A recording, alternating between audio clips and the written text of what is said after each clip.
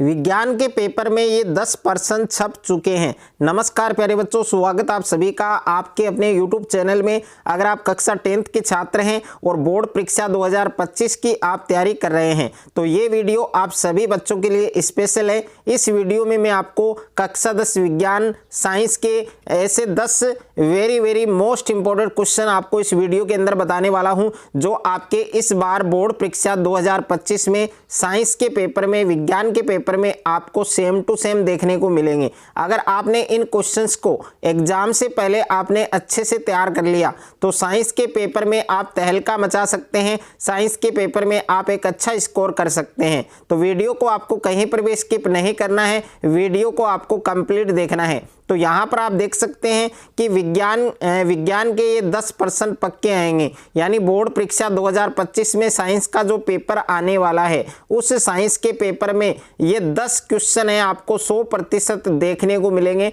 और same to same देखने को मिलेंगे। तो वीडियो को आपको कंप्लीट देखना है। तो सबसे पहले आप देख सकते हैं और क्वेश्चन हैं वो मैं आपको उसका जो सॉल्यूशन है वो भी साथ में बताने वाला हूं। तो क्वेश्चन नंबर फर्स्ट आप देख सकते हैं कि रेडॉक्स अभिक्रिया किसे कहते हैं, यानी रेडॉक्स अभिक्रिया किसे कहते हैं। रेडॉक्स अभिक्रिया की जो परिभाषा है वो आपको लिखनी है और इसके जो एग्जाम्पल है, इसके जो उदाहरण है वो भी आपको देने हैं। तो देखिए बोर्ड की जो कॉपी है उसमें भी आपको इसी प्रकार से लिखना है। सबसे पहले आपको ब्लैक पेन से हेडिंग डालना है रेडॉक्स अभिक्रिया, उसके आगे आपको इसकी परिभाषा लिखनी है कि वह अभिक्रिया जिसमें ऑक्सीकरण व अपचयन दोनों अभिक्रियाएं साथ साथ चलती हैं उसे रेडॉक्स अभिक्रिया कहते हैं।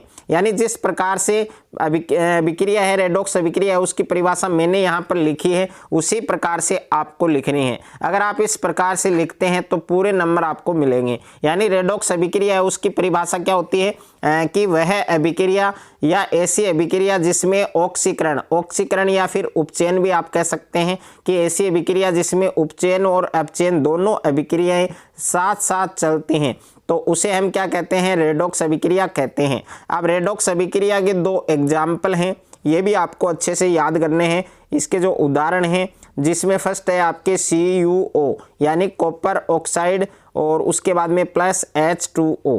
H2O किसका सूत्र है, पानी का सूत्र है, जल का सूत्र है। और उसके बाद में तीर का निशान Cu + H2O, ये आपके रेडॉक्स अभिक्रिया का एग्जाम्पल है। और उसके बाद में दूसरा उदाहरण है आपके C+O2 और तीर का निशान CO2 यानी कार्बन डाइऑक्साइड गैस। तो ये आपके रेडॉक्स अभिक्रिया है। तो सबसे पहले देखिए रेडॉक्स अभिक्रिया की परिभाषा आपको याद करनी है, उसके बाद में इसके 2 एग्जाम्पल आपको याद करने हैं। तो एग्जाम से पहले अगर आपने इन क्वेश्चंस को अच्छे से आपने तैयार कर लिया तो विज्ञान के पेपर में आप एक अच्छा स्कोर कर सकते हैं।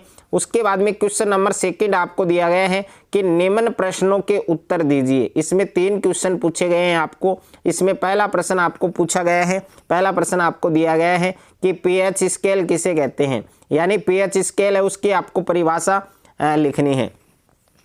तो सबसे पहले देखिए pH स्केल को आपको हेडिंग में लिखना है ब्लैक पेन से, और यहाँ पर आपको लिखना है कि किसी विलयन में उपस्थित हाइड्रोजन आयन की सांद्रता ज्ञात करने हेतु एक स्केल विकसित किया गया है जिसे क्या कहते हैं, pH स्केल कहते हैं। कि किसी विलयन में उपस्थित हाइड्रोजन आयन की सांद्रता ज्ञात करने हेतु एक स्केल विकसित किया गया है, उस स्केल को हम क्या कहते हैं, उस स्केल को हम pH स्केल कहते हैं।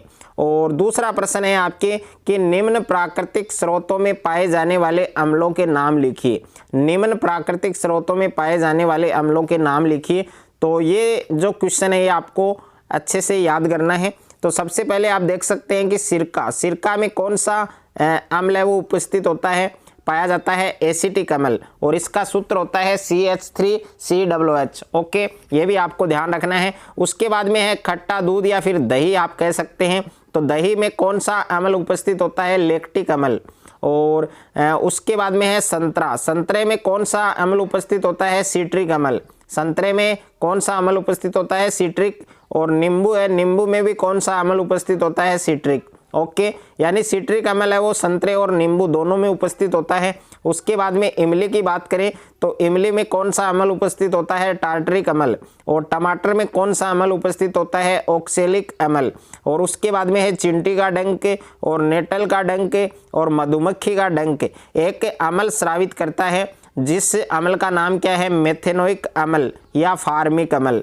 तो इस क्वेश्चन को भी प्यारे बच्चों आपको अच्छे से तैयार करना है। उसके बाद में क्वेश्चन नंबर 3 आपको दिया गया है सेकंड में कि अम्ल व क्षार के सामान्य गुण लिखिए, यानी अम्ल और क्षार के आपको गुण धर्म लिखने हैं।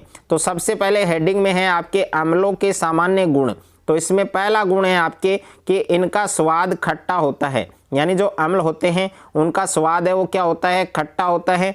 और दूसरा गुण है कि ये नीले लिटमस को लाल कर देते हैं, कि ये नीले लिटमस पत्र को क्या कर देते हैं, लाल कर देते हैं। और तीसरा गुण धर्म है कि ये जलीय विलयन में H+ आयन देते हैं, ये जलीय विलयन में H+ आयन देते हैं, यानी जो अम्ल होते हैं, जो एसिड होते हैं वो जलीय विलयन में हाइड्रोजन आयन देते हैं। और 4 नंबर गुण धर्म है कि ये धातुओं के साथ क्रिया करके हाइड्रोजन गैस देते हैं, ये धातुओं के साथ रिएक्शन करके क्रिया करके कौन सी गैस उत्सर्जित करते हैं, हाइड्रोजन गैस यानी H2 गैस। और उसके बाद में नेक्स्ट है आपके क्षारों के सामान्य गुण धर्म।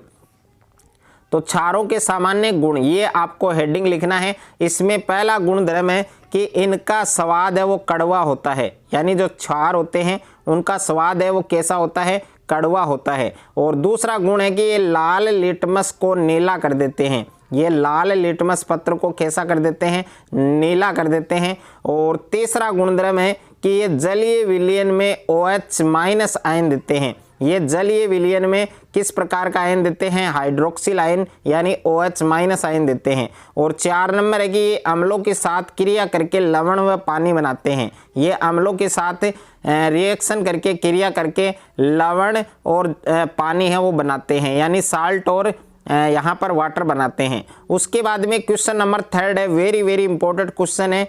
और यहाँ पर आप देख सकते हैं कि भर्जन व निस्तापन को समझाइए, यानी भर्जन और निस्तापन है उसको आपको समझाना है, इसकी परिभाषा और साथ में इसके एग्जाम्पल है वो भी आपको याद करने हैं। तो सबसे पहले आप देख सकते हैं भर्जन, आपको हेडिंग में लिखना है, बोर्ड की कॉपी में इसी प्रकार से लिखना है जिस प्रकार से मैं आपको बता रहा हूँ, एक भी नंबर है वो आपका नहीं कटने दूंगा।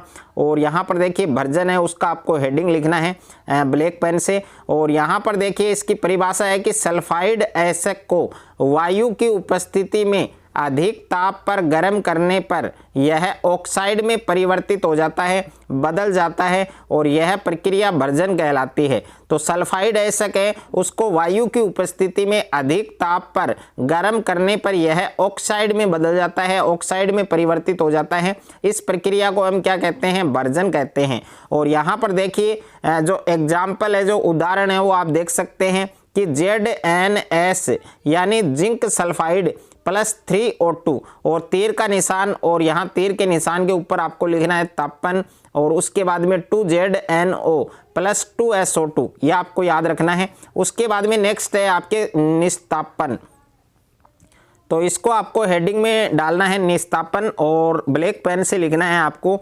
और यहाँ पर देखिए कार्बोनेट एसिड को सीमित वायु में अधिक ताप पर गर्म करने पर यह ऑक्साइड में परिवर्तित हो जाता है, और इस प्रक्रिया को हम क्या कहते हैं, निस्तापन कहते हैं। यानी कार्बोनेट एसिड, यहाँ पर भर्जन की अगर मैं बात करूँ तो भर्जन है वो आपके सल्फाइड एसिड की उपस्थिति में होता है, और निस्तापन है वो आपके कार्बोनेट एसिड की उपस्थिति में होता है। तो कार्बोनेट एसिड को सीमित वायु में अधिक ताप पर गर्म करने पर यह ऑक्साइड में परिवर्तित होता है, और इस प्रक्रिया को हम क्या कहते हैं, निस्तापन। और निस्तापन का उदाहरण आप देख सकते हैं कि ZnCO3 यानी जिंक कार्बोनेट, उसके बाद में तीर का निशान, इसके ऊपर आपको लिखना है तापन, और उसके बाद में है ZnO +CO2, ये आपको अच्छे से याद रखना है। उसके बाद में नेक्स्ट है आपके शॉर्ट क्वेश्चन है आपके क्वेश्चन नंबर 4 है, या तो आपके मल्टीपल में आएगा या फिर रिक्त स्थान में किसी भी टाइप में क्वेश्चन आपके आ सकता है। यानी वेरी वेरी इंपॉर्टेंट है। नर व मादा हार्मोन के नाम लिखिए, दोनों में से एक का आएगा भाई, 100% आएगा। या तो नर हार्मोन का नाम पूछा जाएगा या फिर मादा हार्मोन का नाम पूछा जाएगा। तो नर हार्मोन का नाम आपको याद रखना है कि जो नर हार्मोन होते हैं उसका नाम है टेस्टोस्टेरोन, और मादा हार्मोन है आपके एस्ट्रोजन और प्रोजेस्टेरोन। यानी मादा हार्मोन है एस्ट्रोजन और प्रोजेस्टेरोन और नर हार्मोन है आपके टेस्टोस्टेरोन। तो ये आप सभी बच्चों को अच्छे से याद रखना है। उसके बाद में क्वेश्चन नंबर 5 आपको दिया गया है, वेरी वेरी इंपॉर्टेंट है कि एकलिंगी पुष्प तथा उभयलिंगी पुष्प को परिभाषित कीजिए।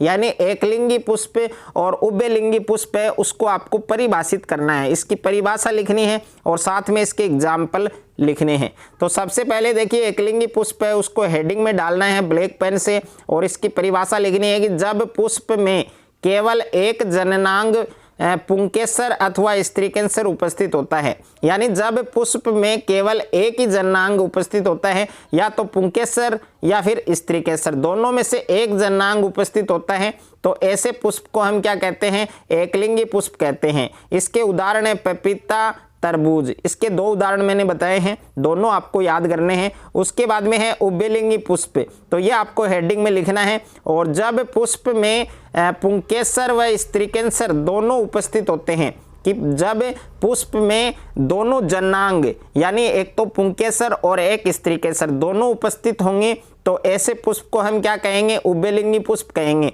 और इसके उदाहरण है गुड़हल और सरसों। इसके भी मैंने 2 उदाहरण आपको बताए हैं, अच्छे से आपको याद रखने हैं। उसके बाद में क्वेश्चन नंबर 6 है आपके, शॉर्ट क्वेश्चन है कि पुरुष व स्त्री के लिंग गुणसूत्र लिखिए। तो एक बार ये बोर्ड की परीक्षा में आ चुका है क्वेश्चन, आपको पुरुष और स्त्री दोनों के लिंग गुणसूत्र है वो आपको याद रखने हैं। तो पुरुष के लिंग गुणसूत्र कौन कौन से होते हैं, अक्ष वाई, ये आपको याद रखना है। और स्त्री के लिंग गुणसूत्र कौन कौन से होते हैं, अक्ष अक्ष। यानी पुरुष में एक अक्ष होता है, एक वाई होता है, और स्त्री में दोनों अक्ष अक्ष होते हैं। तो ये आपको अच्छे से याद रखना है। उसके बाद में क्वेश्चन नंबर 7 है आपके कि अभिनेत्र लेंस की वह क्षमता जिसके कारण वह अपनी फोकस दूरी को समायोजित कर लेता है क्या कहलाती है। तो उसे हम क्या कहते हैं, समजन क्षमता कहते हैं। यानी अभिनेत्र लेंस की वह क्षमता जिसके कारण वह अपनी फोकस दूरी को समायोजित कर लेता है, तो ऐसे में उसे हम क्या कहेंगे, समजन क्षमता। यह आपको याद रखना है। क्वेश्चन नंबर 8 है आपके कि नेत्र के प्रमुख दृष्टि दोषों का वर्णन कीजिए। तो नेत्र के प्रमुख दृष्टि दोष कौन कौन से हैं, एक निकट दृष्टि दोष है, दूसरा दूर दृष्टि या दीर्घ दृष्टि, और तीसरा है आपके जरा दृष्टि। तो सबसे पहले हम बात करें निकट दृष्टि दोष की, तो इसको हेडिंग में हमें डालना है और ब्लैक पेन से लिखना है। तो निकट दृष्टि दोष ये क्या होता है, इस दोष से पीड़ित व्यक्ति को निकट रखी वस्तुएं हैं वो स्पष्ट दिखाई देती हैं। यानी इस दोष से पीड़ित जो व्यक्ति है उसको पास की जो वस्तुएं हैं वो साफ दिखाई देती हैं, परंतु दूर रखी वस्तुएं स्पष्ट रूप से दिखाई नहीं देती हैं। तो ऐसे व्यक्ति को कौन सा दोष है, निकट दृष्टि दोष है। और इसका निवारण कैसे करेंगे, तो इस दोष को किसी उपयुक्त क्षमता के अवतल लेंस का उपयोग करके संशोधित किया जाता है। तो ये आपको अच्छे से याद रखना है। उसके बाद में नेक्स्ट है आपके दीर्घ दृष्टि दोष। इसको देखिए दीर्घ दृष्टि या दूर दृष्टि दोष भी कहते हैं, और इस दोष से पीड़ित व्यक्ति को दूर की वस्तुएं हैं वो स्पष्ट दिखाई देती हैं, साफ दिखाई देती हैं, परंतु निकट रखी वस्तुएं यानी जो पास की जो वस्तुएं हैं उसको वह स्पष्ट रूप से नहीं देख सकता है, साफ नहीं देख सकता है। तो ऐसे व्यक्ति को कौन सा दोष है, दीर्घ दृष्टि दोष है, यानी दूर दृष्टि दोष है। और इसका निवारण है वो किस प्रकार से किया जाएगा, तो इस दोष को उपयुक्त क्षमता के उत्तल लेंस का प्रयोग करके संशोधित किया जा सकता है। यानी निकट दृष्टि दोष के निवारण के लिए किस प्रकार का लेंस उपयोगी है, अवतल, और दूर या दीर्घ दृष्टि दोष के निवारण के लिए किस प्रकार का लेंस उपयोगी है, उत्तल लेंस। ये आपको अच्छे से याद रखना है। जरा दूर दृष्टि दोष।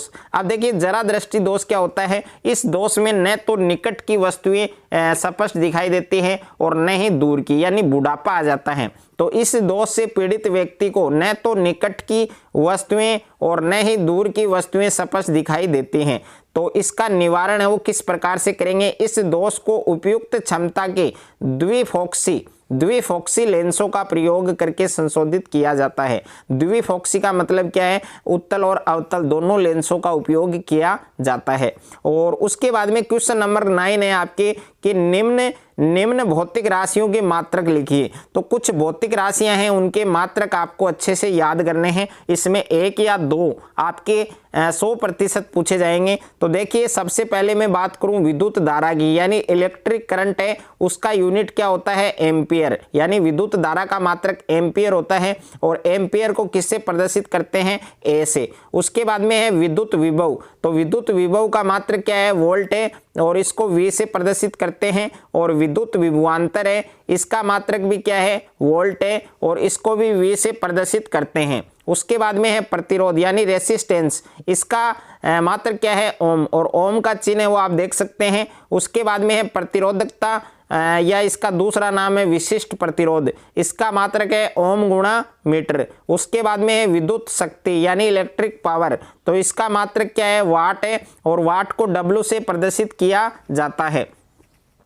उसके बाद में है विद्युत ऊर्जा। तो विद्युत ऊर्जा है, उसका मात्रक क्या है? किलोवाट घंटा और इसे यूनिट भी कहते हैं और kWh से इसको प्रदर्शित किया जाता है। उसके बाद में है लेंस की क्षमता यानी पावर ऑफ लेंस, तो इसका मात्रक है डायोप्टर और इसको किससे प्रदर्शित किया जाता है? D से। उसके बाद में क्वेश्चन नंबर 10 है आपके न्यूमेरिकल क्वेश्चन है और यही क्वेश्चन आपके 2025 विज्ञान के पेपर में, साइंस के पेपर में छप चुका है और ये क्वेश्चन आपको 2 या 3 नंबर है वो पक्का दिलाएगा। तो अच्छे से आपको तैयार करना है कि 20 ओम प्रतिरोध की कोई विद्युत स्त्री 5 एम्पियर विद्युत धारा लेती है, 30 सेकेंड में उत्पन्न ऊष्मा ज्ञात कीजिए।